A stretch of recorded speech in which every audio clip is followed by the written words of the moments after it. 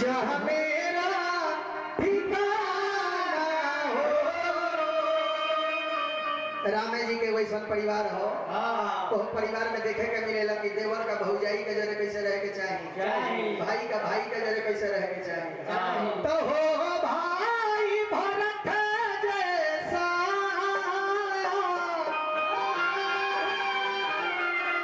सीता जैसा नारी हो।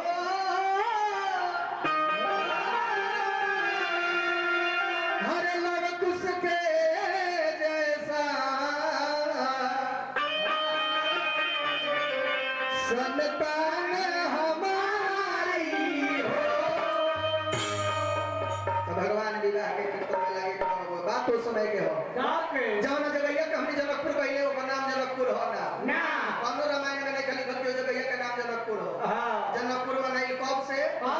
राजा जनक जी हर चलावत रहे जमीन से माता जानकी के जन्म भई ओ दिन से ओकरा के जनकपुर मानल गइल। तो जगैया के नाम है बैजंतपुर नगरी जेकरा के राजा जनक कहले जा उनका नाम राजा जनक हो ना। राजा जनक दो भाई हवे, एक जना के नाम सिरध्वज, एक जना के नाम कुशध्वज। माता जानकी के जन्म के बाद जितना लोग राजा बनल बा जनक नाम के टाइटल दियल वजह से हमनी के टाइटल है के बाबू साहब के महतो जी है के साहब जी है के जादू जी है। वैसा ही जनकपुर में जे राजा बनल ओकरा के जनक नाम के टाइटल दियल गए। फिर हमरा रमेश चाचाजी बहुत बहुत रुपया पुरस्कार दिल में लोग कहले पैसा देता नहीं दो तीन घंटे करवा के पैसा बाकी तो वैसे धा बहुत बहुत रुपया पुरस्कार देने हार्दिक अभिनंदन बंदन जय जयकार करो जा। तो माता जानकी चलल बनी धनुष के पूजा करे खातिर पंडित फागू बाबा के भाव लगी बाबा कैसे अरे तू चारू रे चौखा बारे बाबा जानियो भारवा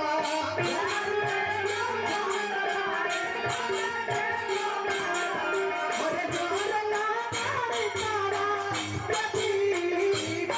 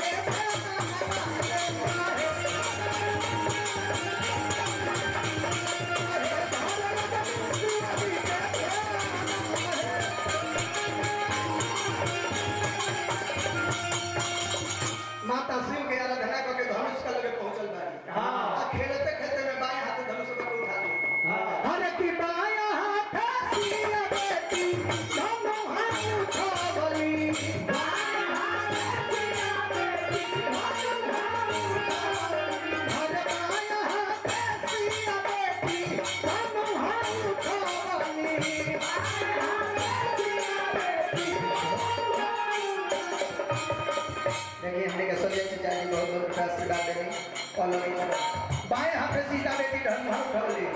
दहिना हाथ पतना घुमाई है।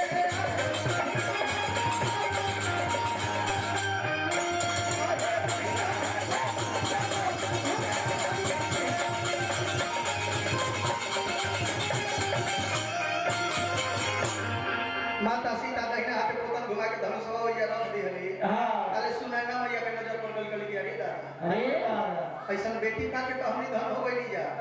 राजा जनक जी का खबर मिलल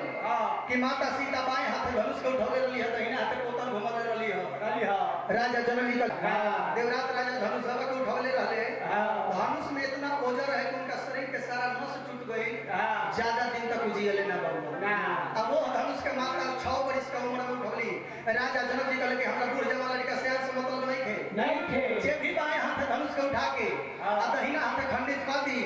ओकरे संग सीता के सगाई अब देश विदेश में खबर भेजबा हो गेल बाबा देश विदेश के नरेश लोग जुटे लागल माता सीता के स्वयंवर में कैसे अरे कि राजा जनक प्राणा ठानी धन सारा खाना के अरे कि राजा जनक प्राणा ठानी धन सारा खाना के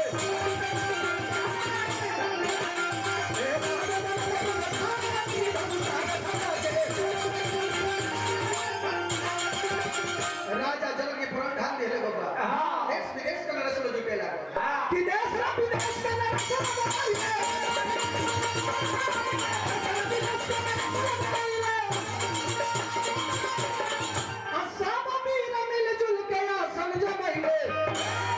लिखल गुलाब के कहानी धनुष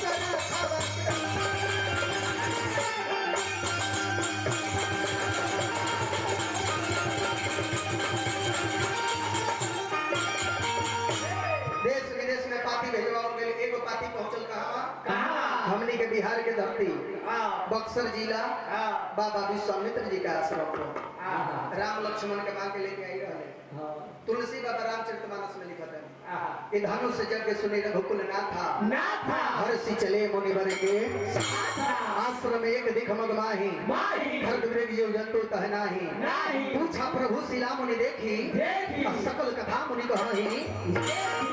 आ गई छपरा जिला के धरती गोदना से मरिया गौतम स्थान जब नदी के किनार पर बड़का पत्थर भगवान राम देखनी तक बाबा से पूछने के बाबा पत्थर के यह बात के तुलसी बाबा लिखा है हरे की गौतम नारी श्राप बसा उपल देहधारी चरण कमल रज चाहती कृपा करो रघुवीर रे तुलसी कृपा करो गौतम नारी अहिल्या के तरनतार करते हुए राजा जनक जी का फुलवारी में विश्राम भए होत सवेरे जगशाला में भगवान राम लक्ष्मण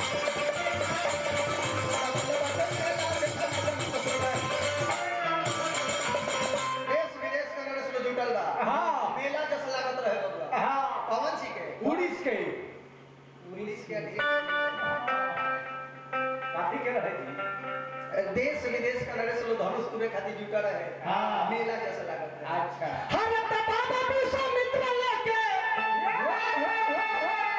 अइले राम लक्ष्मण चेलर देखो ना जनकपुर में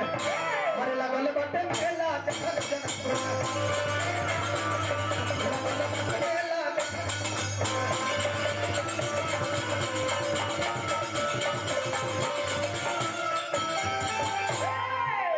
सब वीर लोग जब जुटा इधर देखो क्या रखा है शंकर चाप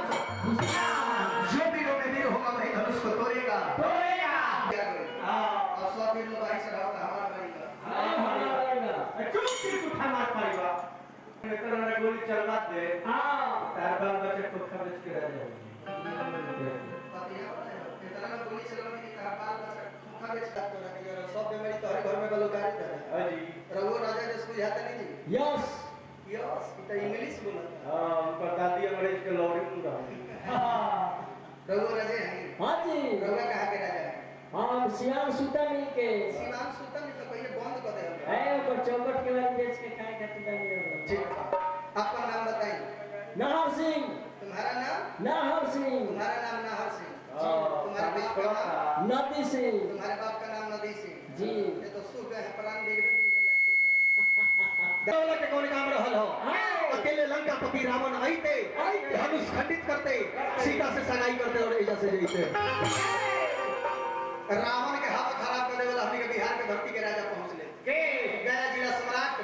मगध सम्राट जेकरा के 1200 कह जाला 1000 बाहले के महल में समाइल बा आ सब वीर लोग के बबुआ चांस दिया था हर की धनुष उठावे खातिर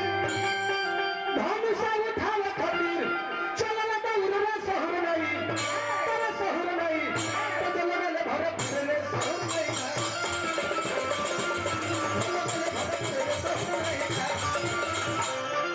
धनुष का लगे जाता लो धनुष में आजमाइश करता लो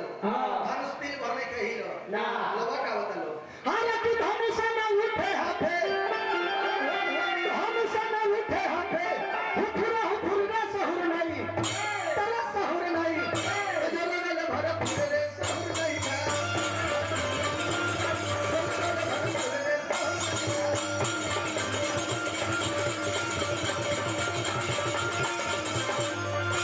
सारा राजा लोग जाके धनुष में आजमाइश कलश के हूँ राजा से जब धनुष ना टूटल राजा जनक के सिंहासन से खाल भेले कहे कि राजा अगर हम जानती कि धरती पर केहू वीर नहीं थे ये धनुष के खंडित कर देवे ऐसा प्रण ना धंधी जौना के चलते हमर बेटी सीता तुम्हारे रह जाए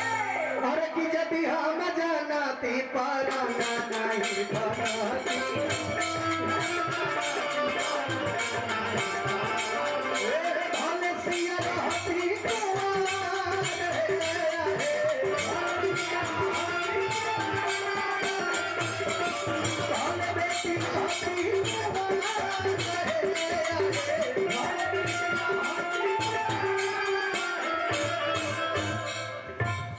एगो बाप खाती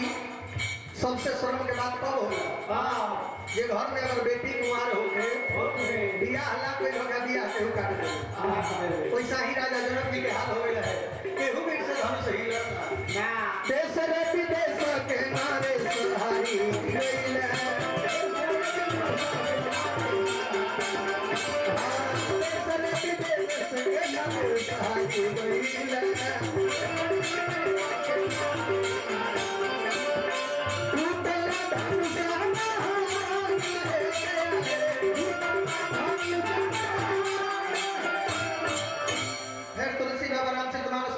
से कहीं बारा लगे उठावन टलई न डारा गई न समुसरा सब कैसे कामी वचन सती मन बाबा मोड़िया घुमा के पहले लिखा जो हम आज निज निज गृह जाहु लिखा नबी धीमय देहि मोड़िया पर लिखे करापो वही समाज में लखनलाल बैठल रहे से सावकार फिर हमरा संजय चाचा जी हजारों हजार रुपया आशीर्वाद देले बने पौलगी करो नारायण जी के कृपा बन रहे अजय से के बबुआ सूत में लगा त्रिकुल के बालक बैठल होके एक जने आवरी हां ले चलते दुख लग जाए राजा जनक जी के बतिया हमरा गोली जैसा लागल हो लक्ष्मण जी तुलसी बाबा रामचरित मानस में लिखत कि लखन सबूक वचन जब बोले अब सखी ने जब देखल त कलश के हई बरबर धोधार का बिरवा हार गइले सो भाई हती चुकी पातल छितर लोड़ी का अब धनुष तुरे के बात कहता सखी लोग मजाक बना दिया अरे कि भिखैया कइले ना हो भिखैया कइले ना भिखैया कइले ना हो भिखैया कइले ना राजा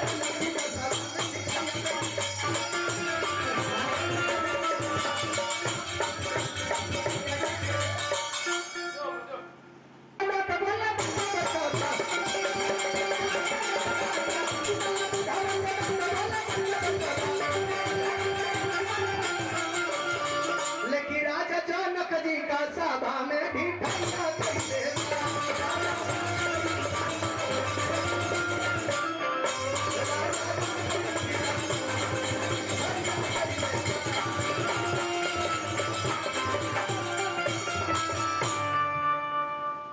मुखापुर से हाथ हटा के नारायणपुर को रखी क्या नाम होगा असले पापा जी के नाम विजय सिंह विजय चाचा के लड़का हम भाइये पर घर कहाँ पर मुंबई मोथा मुंबई छोड़ दो पहले मोथा बाद में मुंबई राहुल का नाम